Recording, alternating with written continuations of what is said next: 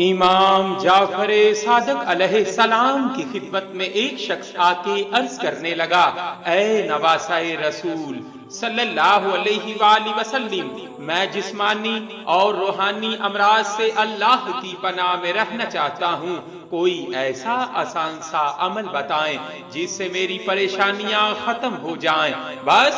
جیسے ہی یہ پوچھا گیا تو نواسہ رسول امام جعفر صادق علیہ السلام نے فرمایا، اے شخص، اگر جسمانی اور روحانی امراض سے اللہ کی پناہ میں رہنا چاہتے ہو تو کھانے سے پہلے تھوڑا سا نمک چکھ لیا کرو، کیونکہ جو انسان کھانے سے پہلے تھوڑا سا نمک چکھتا ہے تو اللہ پاک اس کو تمام جسمانی بیماریوں سے اللہ کی پناہ میں رکھتا ہے۔ اور جب گھر سے باہر نکلا کرو تو اللہ کا نام لے کر تھوڑا سا نمک چکھ لیا کرو، اس کے بعد نکلا کرو۔ جب تم یہ عمل کر کے گھر سے باہر نکلو گے تو تمام نظر، حسد اور روحانی امراض سے اللہ کی پناہ میں رہو گے، اور یوں دنیا کی تمام کامیابیوں کا رخ اللہ تمہاری طرف موڑ دے گا۔